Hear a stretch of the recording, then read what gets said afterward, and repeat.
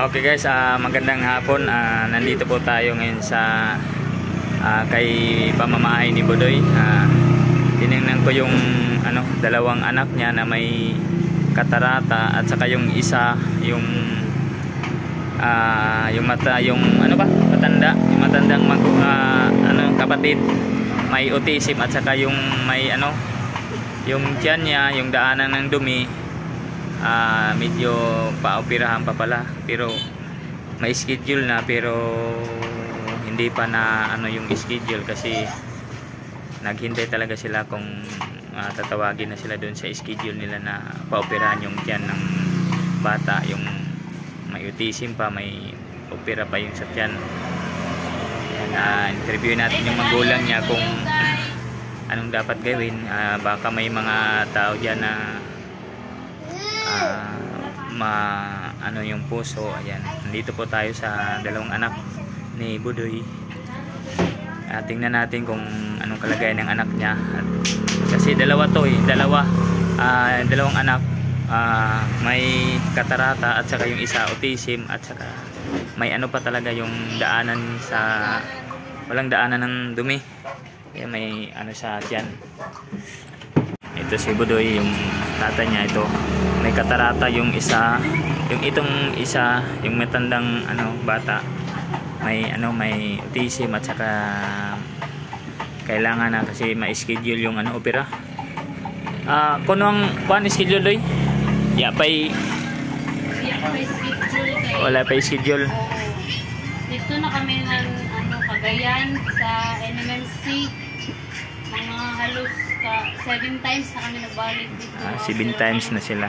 Ang lang sa doktor, tawagan na daw kami pa schedule na kayo. Dagan man po dito kuan pasyente.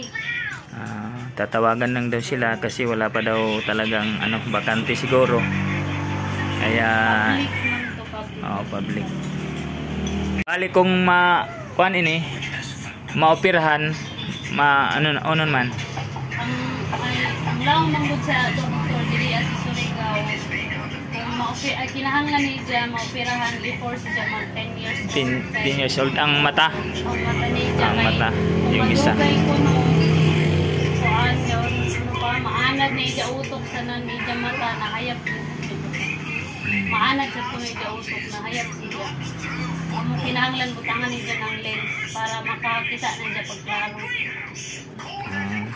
Kailangan pala yung bago mag 10 years malagyan ng contact lens yung bunso para masanay na, kasi kung hindi malagyan ng contact lens baka masanay na yung utak na diyaw na talaga hindi na maayos yung niya, paningin niya. At saka yung isa, yung matandang kapatid niya may sa tiyan.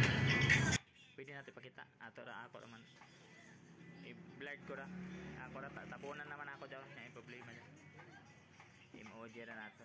Yan, tingnan natin yung ng niya, yung sa tiyan, yung daanan ng dumi. Kailangan kasi ito maoperahan, di ba? Operahan ba? Pero 7 times na silang pumunta dun sa wala pa daw schedule. Kuya pa ini na mo check up. Ayan na tangtang. Tama, ayan na lang. Ayan yung niya, daanan ng dumi kasi wala siyang parang sa puwit, walang butas daw. Kaya diyan nilagyan muna ng doktor, pero wala pa siyang schedule. Pabalik-balik lang sila. Hindi pa talaga kasi walang schedule. Ayan ayan yung niya, daanan ng dumi. Nilagyan ng wala pa talagang schedule. Magandang hapon po sa inyong lahat. Ay isa po kaming family na may anak po kaming dalawa na PWD. Yung isa pong anak namin is 9 years old na siya. Diagnosed as autistic. Tapos may siya, colostomy sa tiyan, yung daanan ng dumi sa tiyan kasi wala siyang butas sa puwet. At ito yung isang anak namin congenital cataract, kailangan niya ng lens sa mata para makakita siya na malinaw. Mahirap lang po kami, makaya ng makakain sa araw-araw, pero hindi po namin kaya yung pagpa-opera. kailangan po kasi nilang maoperahan. Baka po may mga malalambot na puso na may awa sa anak namin. Baka pwede kaming makahingi ng tulong sa inyo. Kahit konti lang. Sinong may gusto makatulong sa amin. Malaking tulong na po yun dahil ano lang pwede maano sa ila para maoperahan po sila. Kasi kawawa po sila. Tapos ito yung anak ko. Nag-enroll namin siya grade 1 pero hindi siya na-accept ng teacher kasi dahil sa sitwasyon niya sa mata. Kaya nirefer siya sa SPED. Hanggang ngayon, 7 years old na siya. Nasa SPED pa rin siya. Non-graded po silang dalawa. Hindi naman po yung laking tulong na po yun. Kahit konti lang na maano sa pag-opera nila. Okay guys, hanggang yun na lang po siguro ang hiling po ng pamilya ni Budoy at sa kanyang misis, sa dalawang anak nila na may karamdaman. Baka may ano kayo dyan, ilagay ko na lang yung Gcash ko or Gcash nila siguro, depende na lang kung anong ilagay ko dito na Gcash para diretso po sa kanila yung tulong nyo, or idaan nyo na lang sa akin para madaanan naman yung bahay nila, para ako na lang po bahala sa Budoy magbigay. And yun lang po, maraming salamat. Baka may magandang puso dyan sa manonood ng video na to. Ayan, baka hingi po ko ako ng tulong po sa inyo at sa pamamagitan ng ating community. Ayan, matulungan natin si Budoy at sa dalawang anak niya na may mga karamdaman po. Lalo na yung isa, yung may kailangan na po maoperahan pero wala pa talagang schedule na makuha sila kasi siguro depende yan sa kasi naghahanap sila ng sponsor ba? Kung mayroon sponsor or schedule talaga siguro. Schedule kasi mahirap kasi mag-schedule sa public na hospital kasi sila. Mahirap talaga, baka matulungan natin sila kahit kunti. Malayo kasi nandun sila sa Cagayan yata nagpa-schedule. Pagbiyahe pa lang dun sa Cagayan,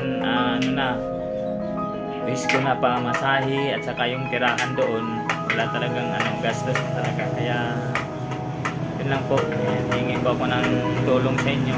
Ayan, para sa pamilya po nila. Ayan, maraming salamat po.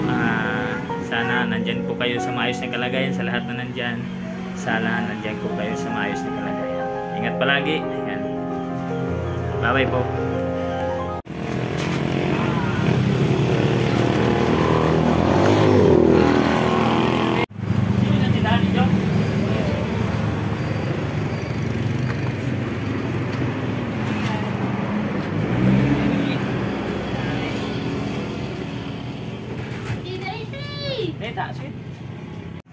Okay guys, ayan si Budoy pala yung isa natin na napili na bigyan na Bit Cusin Vlog. Ayan, nandito na bigay ko na yung para sa charity natin or ayuda mo. Si Budoy yung nabigyan ko ng yung dalawang bata, yung sinabi ko sa inyo, yung dalawang bata na ayan yung may autism autism at saka yung niya, yung bituka din niya may pa yung daanan ng dumi niya. Yan, kailangan pa kaya na maoperahan doon sa Cagayan. Sila po yung una natin na bigyan ng ayuda nyo po, Bit Cusin Vlog. Maraming salamat po sa pagtiwala nyo sa atin sa channel ko, sa charity ko na magbigay po ng ayuda para sa mga kababayan natin na kailangan po ng tulong. Ayan po yung pamilya ni Budoy po yung napili natin na bigyan ng ayuda. Yan, ito po, bigay na natin sa kanila grocery sa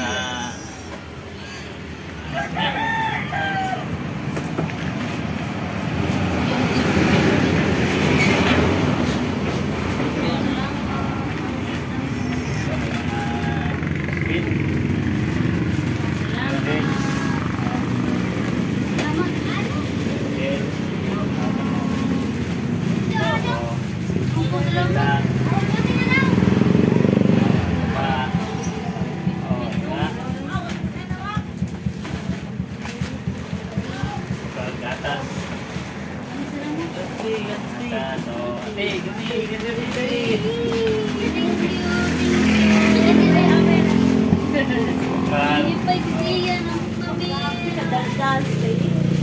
dahil pa mga canned goods diri. Canned goods local at saka kalahati ka ba ng bigas?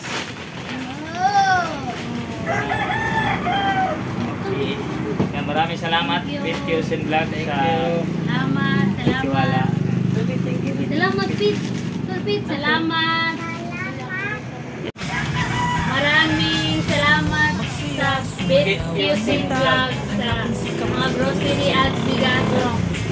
Maraming salamat po. Maraming salamat. Thank you.